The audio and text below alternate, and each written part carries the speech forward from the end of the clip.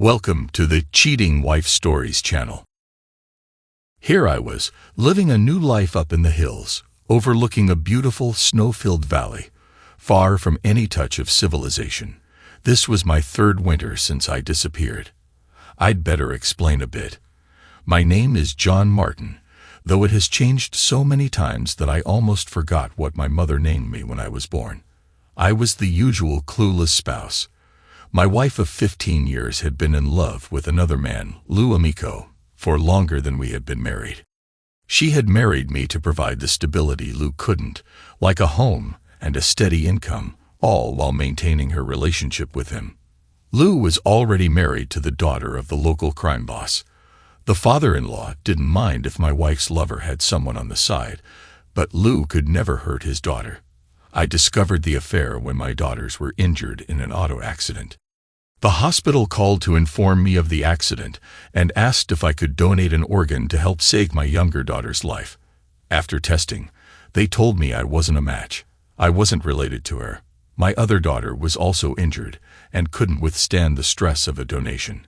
We needed to contact my wife, but she was out of town at a 2-week-long conference that turned out to be non-existent. Her phone was off. My daughter Kim died that weekend because we couldn't find a donor quickly enough.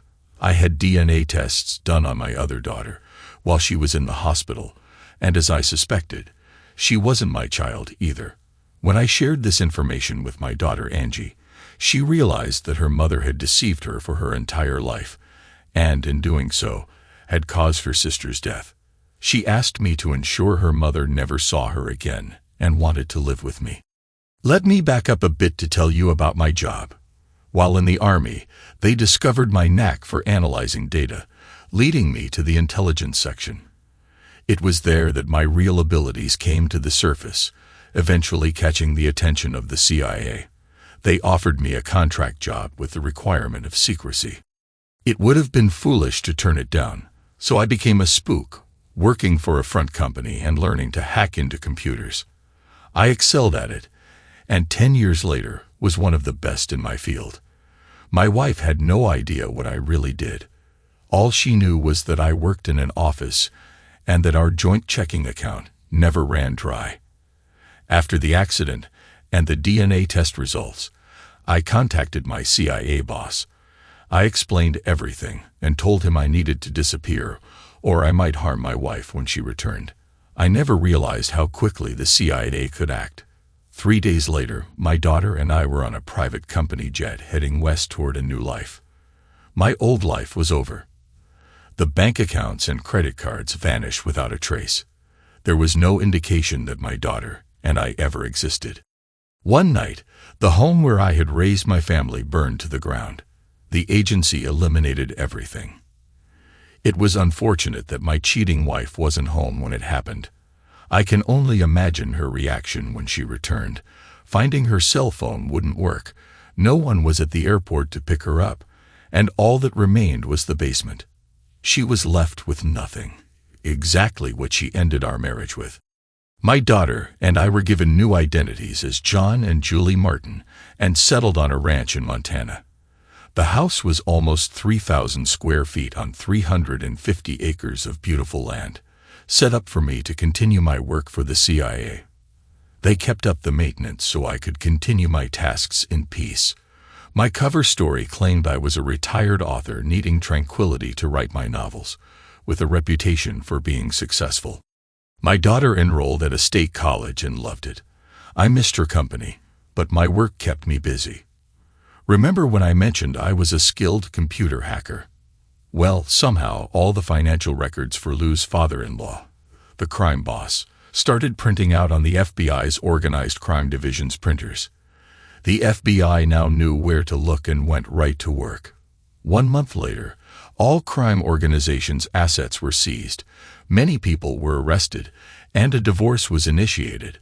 That's right, a divorce between the son-in-law and his wife. It seemed she received reports of all her husband's affairs over the years, along with his financial records, including hidden and offshore account numbers. Her attorney had a field day. Lou's body was later found in a ditch, and my wife was never seen again. I often wondered if she had escaped in time before the mob found her and took her life. My daughter never knew what happened to her mother, nor did she ask. Her resentment ran that deep. My second winter on the ranch was tough. I was snowed in for weeks at a time. One night, while watching the snow with the outside spotlights on, I noticed a movement at the edge of the light. Nervous that someone seeking revenge had found me, I was surprised to see it was a very large timber wolf. He must have weighed at least 150 pounds and stood 48 inches tall at the shoulders. He looked as if he were in trouble and in desperate need of food. The harsh winter had taken its toll. Just the day before, I had dragged a roadkill deer to my barn to see if there was any salvageable meat. I made a quick decision to share the deer with him. He seemed to need it more than I did. Knowing better than to be reckless, I turned on all the outside lights controlled from the house. Then I grabbed one of my rifles and my .50 caliber Desert Eagle pistol. I didn't want to be part of the wolf's next meal. I dragged the dead deer out to the spot where I had last seen the wolf, and then returned to the house, turning off the lights before going to bed. The next morning, the deer was gone. A couple of weeks later, the wolf returned. This time, instead of pacing, he was just sitting there, watching my house. I had another deer in the meat locker that wasn't very good. It was old and tough. Thinking it over, I armed myself and went to grab the venison. When I came out, he was sitting about 20 feet from me, watching with one hand on my gun. I began dragging the deer away from the house, and he followed me out to the spot where I had left the roadkill. He never got closer than about 20 feet, always keeping the carcass between us. He wasn't aggressive, nor did he seem afraid of me. It felt more like two old friends taking a walk together. After I dropped the deer, I started backing away when he suddenly barked at something behind me. I turned to find myself face to face with another wolf. The newcomer stood still, looking at my friend. The large wolf began making sounds toward the newcomer, who then backed away and circled to his side. I realized the newcomer was a female, likely the mate of my alpha male. I did what any sensible human would do when confronted by two wolves. I got out of there. As I backed away, I noticed they didn't immediately start eating. Instead, they worked together to drag the deer into the woods. Later that day, I emailed my daughter at school explaining about the wolf.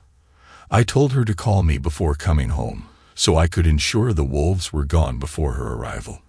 The wolf visited me a few more times that winter. While never really friendly, we reached an understanding. I let him have some meat when he visited, and he left me alone otherwise. To be fair to him, he never came looking for handouts unless the weather was really bad, and he couldn't hunt, and he never asked for more than he could carry. One afternoon, while walking and enjoying the spring air, I spotted my friendly wolf watching me from a distance.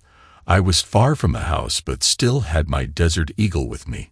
He greeted me with some wolf sounds, not aggressively but almost playfully. Then he looked at me and started walking away. When I didn't follow, he returned and repeated the ritual a few times until I realized he wanted me to follow him. So off we went, him leading and me following. About 10 minutes into the woods, we stopped at a small clearing where his mate was feeding their young. There were two wolf pups with their mother. My alpha male approached her, nuzzling and licking her as if showing me his family. I slowly sat on the ground and watched. So this was what I had been feeding all winter. I felt glad to have helped them survive. Soon, the pups finished nursing and began exploring their surroundings. One of them noticed me and was curious about what I was. Remembering the old saying about not getting between a mother and her offspring, I felt more than a little nervous. I figured if I lived through this, I'd still need to change my underwear when I got home. Then the strangest thing happened. The alpha male wolf approached me, laid down, and rested his head on my leg. The pup climbed up and fell asleep on my lap. After a few minutes, I began to gently scratch the pup's head. The alpha watched my every move but didn't intervene. An hour later, the pup awoke and returned to his mother while the alpha male stayed beside me. He placed his head back on my legs and closed his eyes, demonstrating a surprising trust. I felt both honored and a bit uneasy. Throughout the summer, I continued to visit the Wolf family, and they would come to see me too. It was during my third winter on the ranch that a harsh January blizzard trapped us for a week, leaving 4 feet of snow on the ground and drifts over 8 feet high. My house was self-sufficient, equipped with generators, propane tanks, satellite phones, and a month's worth of food, so I wasn't worried. As I watched the storm through the window, I was captivated by the fury of nature outside. Then, to my surprise, I saw the alpha male wolf at my front door, acting more urgently than ever before. He had never come so close before, but this time, he seemed to need my help. When I opened the door, he stepped inside and nudged the door closed behind him. He carried my coat, hat, and gloves to me, barking insistently. Realizing he needed me to hurry, I quickly dressed and followed him outside. He led me to the barn, expecting me to open the door. When I did, he directed me to my snowmobiles, insisting I take the one with the trailer attached. As I started the snowmobile, he brought horse blankets to the trailer and seemed very focused on his mission. When I followed him, he led me across the fields toward the highway, carefully picking a path that was clear for the snowmobile and trailer. Suddenly, I spotted 2 dark shapes in the snow ahead bodies. The wolf rushed up to them, barking and tugging at them. I pulled the trailer closer and realized they were 2 women, still alive but barely conscious. I lifted the larger one into the trailer, and the smaller one, presumably her daughter, followed. The wolf climbed in with them, wrapping his body around them for warmth. I drove the snowmobile home as quickly as I could, and once we reached my porch, I brought the women inside to warm them by the gas fireplace. The wolf took a wall-hung rug and dragged it over to me while I peeled off their frozen clothing. Once wrapped in blankets in the rug, the wolf curled up beside them, acting as their protector. I called my CIA contact on the satellite phone, explaining the situation and requesting help. He assured me that assistance would arrive in 30 minutes. True to his word, a military helicopter landed in my yard shortly after. As the team arrived, I greeted them with a bear hug and whispered to them not to make any sudden movements. The look on their faces was priceless when the wolf sniffed one of the men, but they remained calm. Once the wolf was satisfied, the medics could approach the women. It was determined they needed to be hospitalized, so they were loaded onto the helicopter. The wolf watched them leave before returning to the woods, seemingly heading back to his den. A few days later, agents from another branch of the CIA visited me. They explained that the women I had rescued were indeed mother and daughter. The mother's husband had been involved with the mob and was killed after attempting to steal from his boss. In a cruel twist of fate, he was murdered in front of his wife and daughter, who were then abandoned in the wilderness, left to face the harsh elements.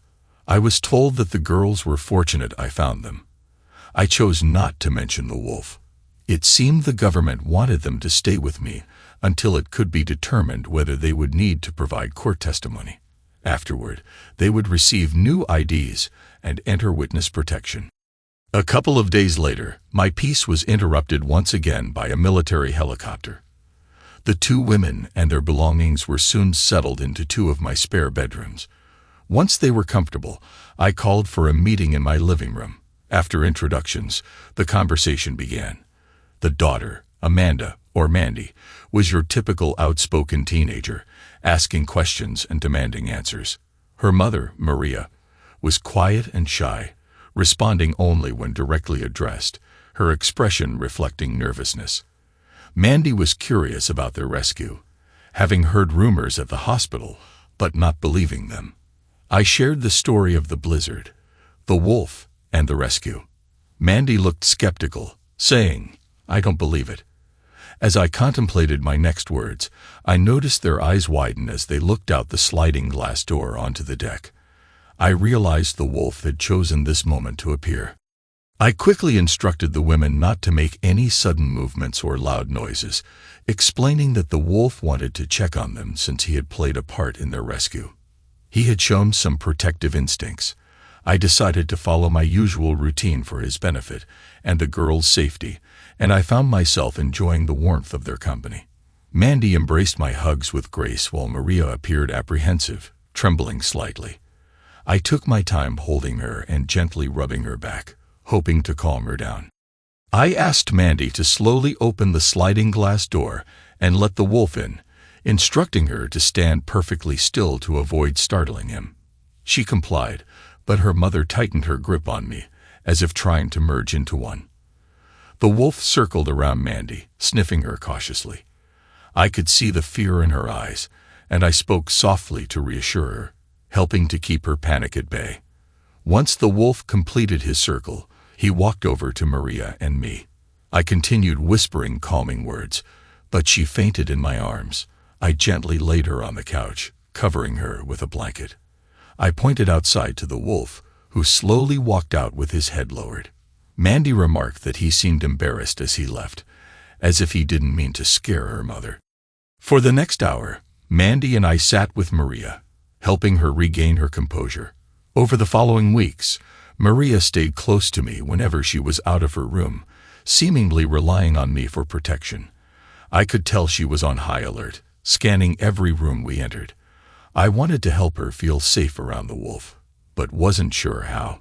One spring afternoon, as we sat on the deck, I spotted the wolf emerging from the woods, sitting about 50 feet away and watching us. Mandy noticed him immediately, but her mother remained unaware. I reached for Maria's hand and pointed out to the lawn. When she spotted the wolf, her grip tightened around my hand. I hadn't realized how strong she was. The wolf stood and approached the edge of the lawn, barking a couple of times before returning to his previous spot. Moments later, another wolf appeared, his mate. I identified her to the girls, and to my surprise, 2 smaller wolves followed, running over to the adults and curling up on the grass. I looked at the girls and said, "He's showing us his family. Do you want to meet them?" Mandy eagerly replied yes, while Maria remained quiet. I led Mandy to the edge of the deck, sitting down with her, while Maria stayed at the entrance of the house, hugging herself. The alpha wolf walked up onto the deck and sat beside me, his mate soon joining Mandy and resting her head on her leg. I had to remind Mandy to close her mouth, as her surprise was palpable. Our little family gathering lasted about an hour, during which the alpha wolf gave both Mandy and me a friendly lick on the face before departing with his family. Mandy and I returned to the house, where we found Maria sitting in a chair with a view of the deck. She stood up as we entered and hugged us both, still trembling as she said, "He really likes you too." I whispered in her ear, "He likes you too," and kissed her forehead. It felt a bit unusual, but it was a gentle gesture, reminding me of emotions I hadn't felt in years. As the weather warmed, I began taking evening walks with Maria and Mandy. Mandy loved the walks, and we talked about nature, animals, and anything that came to her teenage mind. Maria remained quiet, but held my hand throughout, not in a romantic way, but as a gesture of seeking comfort and protection. During many of these walks, I noticed the alpha wolf pacing at a distance. He never approached when Maria was with us, but if it was just Mandy and me, he would join us. The more time I spent with the alpha, the more impressed I became. Having grown up with dogs, I had fond memories of my old English sheepdog, a smart and gentle companion. I enrolled her in obedience school, and she excelled in her training. I still missed her deeply, especially after losing her without any say in the matter. The alpha wolf was far smarter than any dogs I had known. He felt more like a friend than anything else.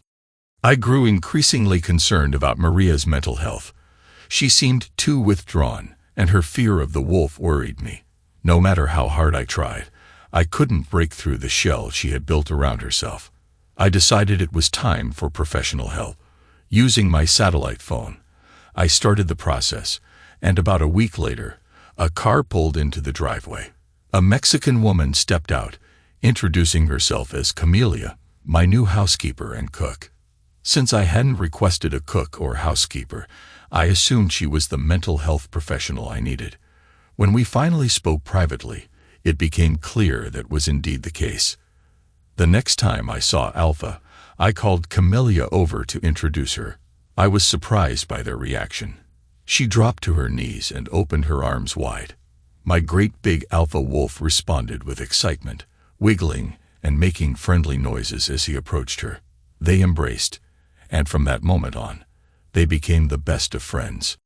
Camelia started bonding with Maria and Mandy, and I began to feel like a fifth wheel. With nothing else to do, I returned to my work. Camelia maintained her role as housekeeper, but I noticed a significant change in Maria within just 2 weeks. The quality of the meals improved, and I appreciated that. My daughter, Julie, was now a junior in college, busy with her friends and a summer job on campus. She wouldn't be coming home this summer, and while I would miss her, I had Mandy to keep me company. Julie often called and emailed, eager to hear about Maria and Mandy, believing they were good for me and expressing interest in meeting Mandy, just in case she ended up being her stepsister. I chuckled at the thought, especially about the stepsister part. After about a month of Camelia's stay, I noticed her taking Maria into the woods with a bowl of meat scraps. When I approached them, Camelia shook her head, signaling for me to stay back. I endured the longest hour of my life, waiting for their return. At dinner that night, Maria excitedly told Mandy about feeding the wolf's pups, and Camelia elbowed me every time I tried to speak. Later that evening, Camelia firmly instructed me to let her do her job and to refrain from interfering with Maria's interactions, including those with the wolf. She assured me that they were making great progress and that my involvement was only hindering the healing process. I couldn't help but feel a bit useless. As summer came to an end, Camelia felt that Mandy was secure enough in her new personality to enroll in the local high school. I drove the 40 miles into town with my niece to get her registered. Given the distance of my ranch and the unpredictable winter roads, it was decided that Mandy would live at the school during the week and come home on weekends, weather permitting. She was the happiest sophomore you could imagine. To celebrate, I took her shopping at the local mall. I kept my lips sealed and let her choose whatever she wanted. By the end of our outing, I had spent $2,000, and I began to wonder if I had made a wise choice. I drove the Hummer H2, and you should have seen how much stuff Mandy packed in it on the drive back to the ranch. As we traveled, she leaned across the seat and kissed me on the cheek, saying, "My real father never treated me as well as you do. I love you." My eyes filled with emotion.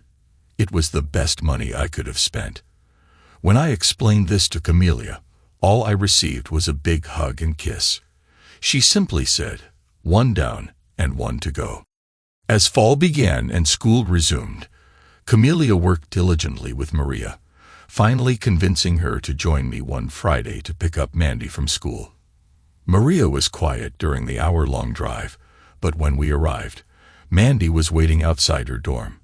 She immediately grabbed her mom and pulled her in to show her room. With no boys allowed, I sat in a truck while they caught up. About 30 minutes later, they emerged, dragging a very full laundry bag between them. I knew exactly how my mother felt when I came home from college. For the next hour, Mandy took us on a tour of the school, showing us all the great features. Maria smiled from ear to ear the entire time. On the way back, we stopped at a local diner for a bite to eat. Mandy sat across from Maria and me, talking nonstop, while Maria sat next to me, touching my arm and hand. For the first time since I had met her, she wasn't clinging to me as her protector, but rather as a friend. When we returned to the ranch, Camelia shooed me out of the kitchen to do chores while she sat down with coffee to talk to the girls. Later that evening, she patted me on the back and said, "Good job." We had a fantastic weekend, and the ride back on Sunday night was filled with excitement as Maria and Mandy made all sorts of plans for the next weekend. Maria chatted happily, laughed, and even held my hand during the drive. Camelia couldn't have been happier. That week, During lunch, Maria asked me to take a walk with her. A quick glance at Camelia revealed she had heard the whole conversation and was delighted. As we walked, Maria talked while I listened, and we held hands like a couple of teenagers. Toward the end of our walk, I spotted Alpha and instinctively pulled Maria to the side, away from him. When she realized what I was doing, she told me to stop, saying she and Alpha were friends now and that she owed him for saving her life. With that, she dropped to her knees and opened her arms to him. I couldn't believe my eyes as Alpha approached her, just as he had done with Camelia long ago. They played together like puppies, and I felt a twinge of jealousy, unsure if it was for her affection for the wolf or the wolf's affection for her. I planned to talk to Camelia about my feelings that night. The three of us walked back to the house together, Maria positioned between the wolf and me, holding my hand and petting Alpha's ear. She seemed calmer than I had ever seen her. Camelia watched from the deck, grinning from ear to ear. When we got back that night, Camelia informed me that her work was almost complete. She planned a pretend trip to visit her relatives for a long weekend and wanted me to observe Maria's actions while she was away. "One word of warning," Camelia said. "You need to let Maria make every decision. Make none for her." She announced her trip at dinner the next day. That night, Maria went to bed early, reverting to her old quiet self. I wasn't sure what happened, but Camelia and Maria had been inseparable all week. By Friday, Camelia winked at me and whispered, "Here goes nothing." At breakfast, she announced that she'd be riding into town with Maria and me to catch the bus to visit her relatives. Camelia had it all planned out. We first picked up Mandy from school and then dropped Camelia at the bus station. Maria had no downtime as Camelia kept her talking the entire trip into town, and Mandy chattered away the whole way back to the ranch. When we returned, Maria was all wound up as if she hadn't had a chance to relax. The next morning marked her first day on her own. When she asked Mandy and me what we wanted for breakfast, we both replied it was her choice. I noticed a bit of panic in her eyes. It was the first decision she had to make in a long time. After glancing at a list on the kitchen counter, she confidently announced we'd be having ham and cheese omelets. Mandy and I exchanged looks, and while I wasn't fond of omelets, I smiled and agreed. Later that night, I checked the list and saw the omelet was about halfway down the breakfast options. The three of us had a busy weekend ahead, with Camelia having briefed Mandy well, ensuring she kept her mother active throughout. We were supposed to pick up Camelia at the bus station after dropping Mandy off at school. My cell phone rang as we were headed into town. It was Camelia needing extra time at her relatives. I handed the phone to Maria, and she chatted with Camelia until I thought the battery might give out. When they hung up, Maria seemed to be in a better mood. We stopped at our usual diner for dinner, and she sat next to me in the booth instead of across from me. She had a bit of trouble deciding what to eat, eventually picking the first dinner item on the menu. When we arrived back at the ranch, Maria went to her room and didn't come downstairs that night. The next morning, I awoke to the smell of bacon. When I got downstairs, I found she had made pancakes and bacon for breakfast.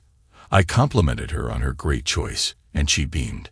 It was clear she was rejoining the world around her and becoming a more active participant in daily life.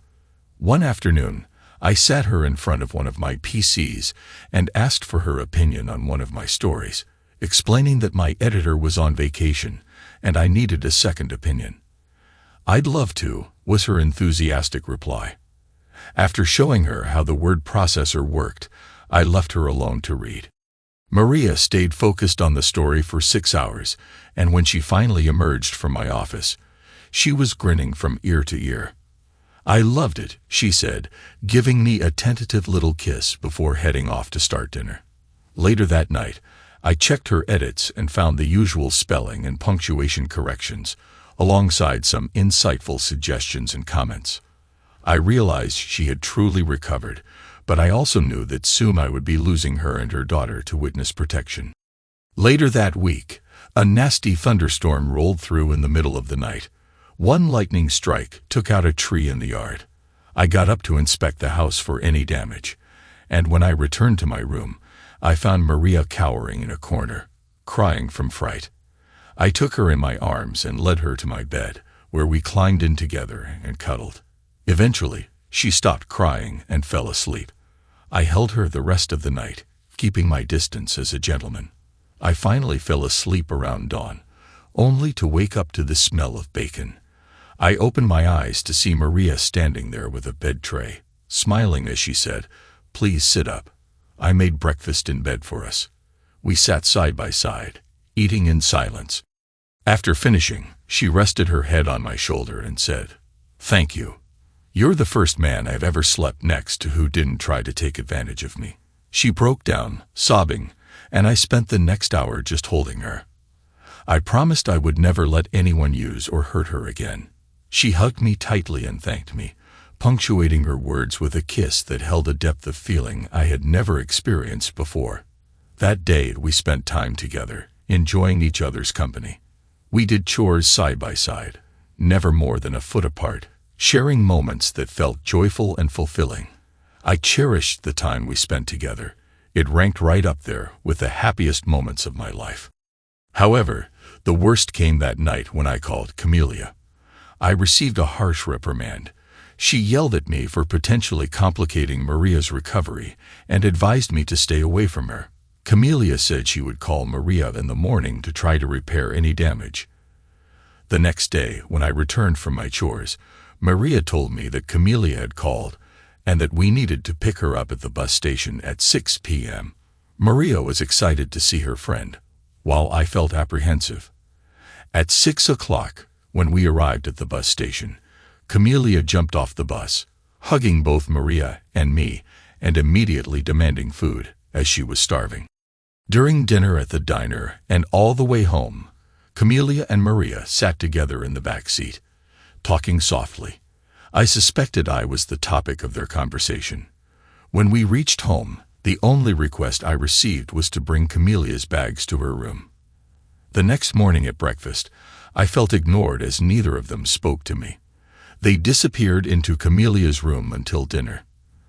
That night, as we sat around the table, Maria dropped a bombshell.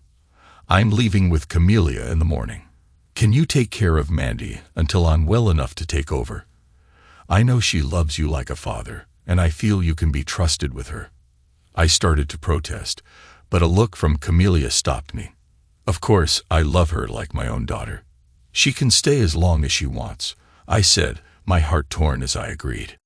Later that night, Camelia visited me in my room after I had gone to bed. We had a long talk about my feelings toward Maria and her feelings toward me. Camelia explained that Maria had a long way to go before she could maintain a real relationship. She revealed that Maria had never disclosed her past experiences before, which was an important factor in her therapy. Everything Camelia discussed made sense, but it didn't heal my heartbreak. On her way out, Camelia said, "Call me anytime, and we'll talk. I know this is breaking your heart." How did she know?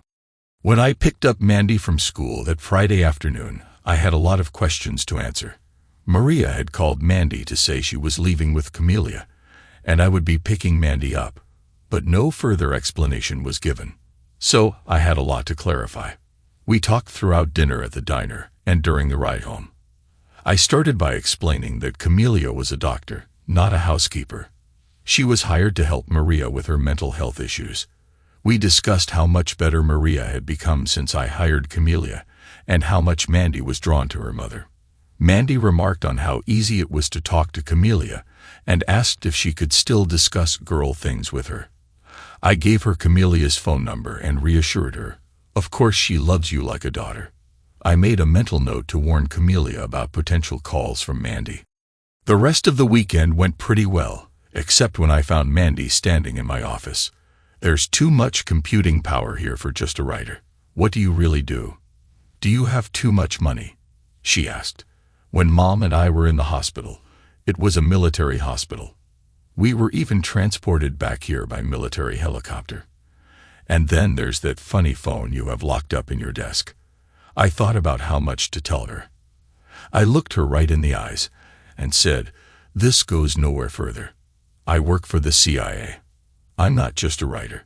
That part is just to explain why I live isolated in the hills. Her eyes widened as I spoke. She finally asked, if I talked about you, what would happen? I'd probably be in danger, I answered. She started crying. I guess I'd better keep my mouth shut. You're too important to me to risk losing. We shared a big hug. I remembered that my long-deceased daughter would be about Mandy's age now if she had lived. Someday, I'd need to have a conversation with her about Kim. All Mandy knew was that I had one daughter from a previous marriage living on campus. While Mandy and Julie were friends, Julie rarely came home except for major holidays, so they never had the opportunity to bond. Kim was never mentioned. I needed to change that if we were going to be a family. Thanksgiving was right around the corner, so I thought a nice family dinner would be in order. I sent Julie an email, inviting her to attend and bring any friends she wanted. I also offered to drive over and pick them up, along with a new car for her to drive back to campus or to drive her back to college in my age too. You'll never guess which option she picked. As the time to pick them up approached, Mandy and I had a few more heart-to-heart talks. I discussed Kim and her passing, explaining that my ex-wife had cheated on me, resulting in Kim and July. I shared that Kim and July had been in an automobile accident, and Kim needed a kidney transplant and part of a liver to survive. When I was tested for the transplant, it was determined that I wasn't Kim's biological father and couldn't donate, and July was too injured. We tried to contact her mother, but we couldn't find her. Kim died later that day. I then told Mandy about how my bosses at the CIA moved Julie and me out here and arranged to bury Kim's body on a hillside overlooking the creek. Mandy asked if I could walk her out there and introduce her to her sister Kim. I don't quite remember what happened next, but I do recall crying on Mandy's shoulder as she held me, saying, "It's all right, Daddy. I'll always be here to help." I remembered thinking I'd need to explain to her that I needed to marry her mother before she could call me Daddy, but for now, I'd accept the promotion. Mandy and I loaded the Hummer and set off to pick up Julie and two of her friends. It was almost a day's drive, so we planned to spend the night in a motel before starting our return trip. As it turned out, I spent the night in the motel while Mandy stayed in the dorm with her sister and the other girls. I got some funny looks when Mandy called Julie her sister. I gave Julie the "I'll explain" look, and she returned a "damn right you will" look. There were just too many women in my life that night. After getting everyone settled in their beds, July and I had a long talk. All I got in return was a simple "thanks for explaining, Dad." At breakfast, I overheard Julie calling Mandy sis. They had started accepting each other. I felt a lump in my throat. Later that day, Camelia and Maria pulled up in front of the house. After being introduced to everyone, the four of them took a walk together. As I watched them walk away, I realized they were headed toward Kim's resting place. I grabbed my pistol and followed them up the hill. By the time I arrived at the gravesite, they were introducing themselves to Kim. Watching them brought back very painful memories. I sat down on the ground behind them and started crying softly. I don't know how long I sat there when I felt something by my side. Alpha had joined me, sitting on the ground next to me as he watched everyone at the gravesite. A few minutes later, his mate joined us, licking my face before curling up next to me. It was like being comforted by two old friends. After the kids finished telling Kim about themselves, they turned toward me to head back to the house. It was then they saw Alpha, his mate, and me sitting in the grass. Mandy and July walked right up to Alpha, hugging them and scratching behind their ears. Camelia, Maria, and the other two girls were a bit more reserved, realizing these were very strong animals, but somehow knowing they wouldn't be harmed. While everyone waited, I had a private chat with my daughter, Kim. "I miss you, baby. I hope you liked meeting your new sister." As a group, we all walked back to the house. When we arrived, the girls went inside while the wolves and I walked over to the meat locker. I gave each of them their favorite cuts of venison. It was a somber group I found sitting in the family room. I always remembered Kim as a happy child, always smiling and making jokes. So I sat down with the group and started talking about all the good times I could remember with her. It took me almost an hour, but I had them all smiling again. Later that evening, Camelia took me by the arm and whispered, "I'm going to have to watch you. I feel you're after my job." As she walked away, she playfully patted me on the back, and I felt myself blush. The rest of the weekend went smoothly.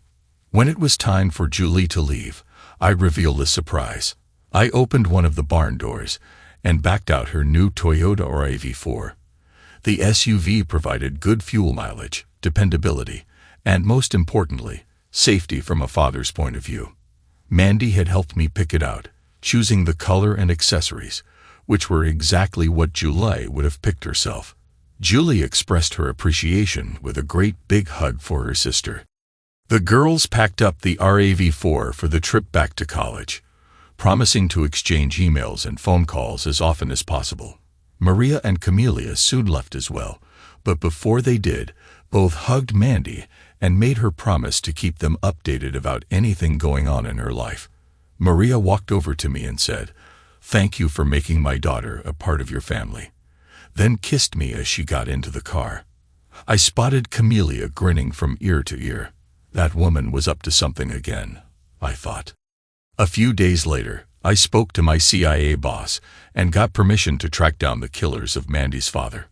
I felt a little revenge was in order. First, for leaving Mandy without a father, no matter how bad he ended up being. And second, because I suspected the bad guys forced him to allow them to use Maria. That's how they operated. My CIA handlers delivered a file to me about the cartel's operations. I started my revenge later that day. It took about 2 months, but by then, I had broken into all their data stores and started transferring their money around, making it look like each cartel member was stealing from the others. After I had them suspecting each other, I started making public the names of everyone they were currently bribing. The network fell apart. Some cartel members were arrested, some killed, and others just disappeared. That drug cartel no longer existed. I had my revenge, and Maria was no longer living under their threat. Christmas was rapidly approaching, and this year it looked like I'd be alone. Julie and Mandy were going to spend the holidays with one of Julie's friends' families, and I was not invited. Camelia felt it was too risky to let Maria visit me. I guess I'd just spend it with Alpha and his family. At least I wouldn't need to bring a plate to pass. As the holiday approached, I sank deeper into a blue funk. I was awakened Christmas morning by the loud sound of a helicopter landing in my yard. A man in a black flight suit knocked at my door and explained, "You are wanted at Langley, sir. Please follow me." We first went to an Army airstrip, and I was escorted to an Air Force jet. The jet was a long-range fighter. I was given a helmet and strapped in as the pilot explained that we would be flying between 60,000 and 70,000 feet at just under Mach speed with a total travel time of just over 2 hours. Just as I began to respond, he kicked in the throttle, and I was slammed back into my seat, unable to move until he leveled off at 60,000 feet. I glanced at the back of his helmet as he asked, "How do you like that, sir?" As a writer, I tried to express my feelings in the most eloquent way I could. "Holy," I managed. "That about covers it, sir," he replied with a smile in his voice.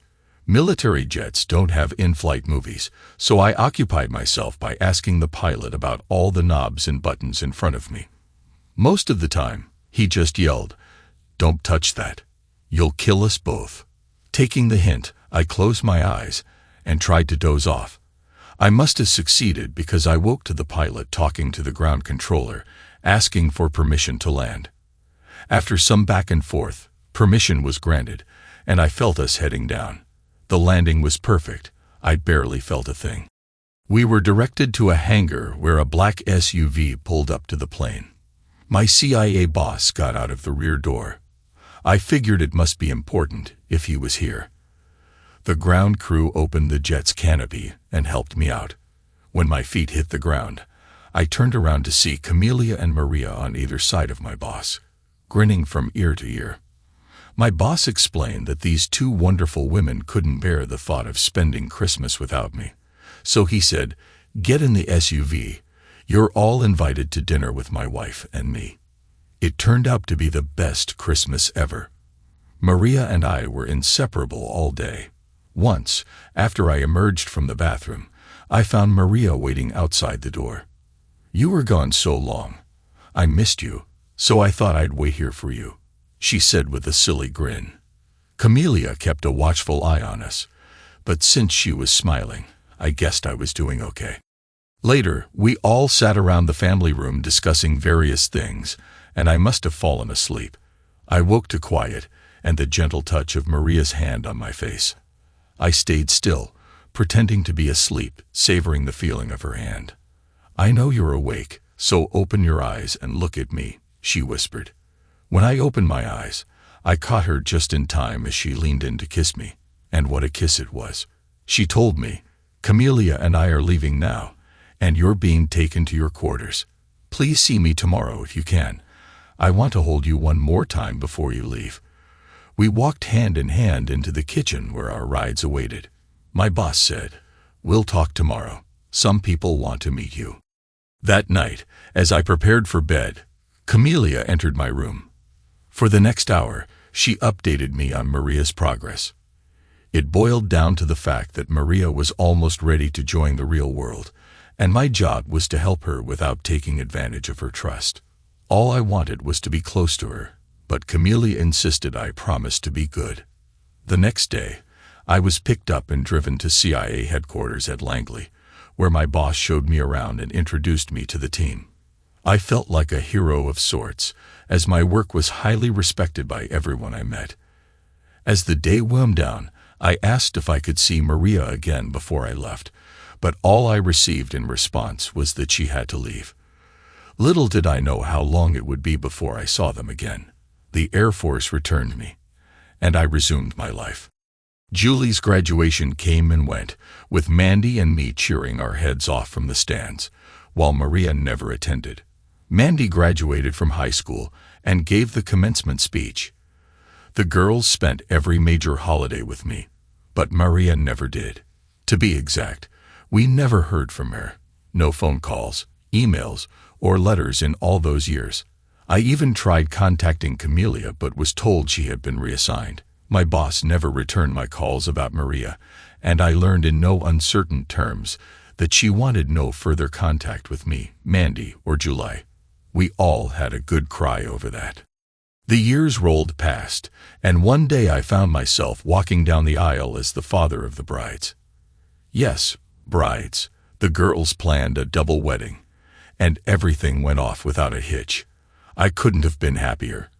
But Maria didn't attend, even after we sent her an invitation. About a year later, my boss drove up the driveway, followed by a convoy of SUVs. He took me inside and sat me down, handing me a piece of paper. "I'm sorry," he said. I opened it and began to read. It was Maria's last will and testament. My eyes started to tear as I looked at him. "She's gone," he said. "She passed away peacefully in her sleep after a long battle with cancer. Every time we thought it was in remission, it would return elsewhere. She didn't want you or the girls to see her suffer. You know she loved you all very much. She requested, and was granted, pictures, videos and reports of all the important events in our lives. Every night, she slept in one of your old shirts, refusing to let Camelia or me replace it, even though it was little more than a rag. That's how much she loved you. One more thing," he continued. "She asked to be buried next to your daughter, Kim. Although she never met Kim, she felt that Kim was her daughter too. It's all in her will." He glanced at his watch and said, "Let's go. They should have her grave ready by now." I don't remember much of the service. I was too heartbroken. The last thing I recall is my boss telling me he would inform the girls and make sure someone stayed with me before leaving me at the grave. After they all left, Alpha emerged from the woods and sat with me. He howled, and I cried all night. In the morning, Alpha nudged me gently until I got up and walked back to the house. Camelia was there waiting for me. She helped me shower and tucked me into bed. The next day, I awoke in Camelia's arms. We held each other close, sharing our grief for Maria in our own special ways. The girls called the next day, saying they would come home next weekend to say goodbye to their mother. Alpha passed away the following year, and I buried him next to my two loves to protect them until I could join them. Now in my late 70s, I feel weary. I send an email to my boss's replacement. My boss had retired years ago, explaining my wishes. I wanted to be buried with my family on that hillside. I arranged for a headstone and all the details, asking him to ensure my wishes were honored. I then emailed Julie and Mandy to say goodbye, letting them know I was going to join Maria and Kim. With a heavy heart, I walked up the hill, carrying my trusted Desert Eagle. As I lay down and heard the first helicopter approaching, I prepared to find solace in reunion with my loved ones. Thanks to everyone who took the time to listen to today's stories. If you enjoyed it, please consider liking and subscribing if you haven't already. Feel free to share your thoughts on the events in the comments below. Take care.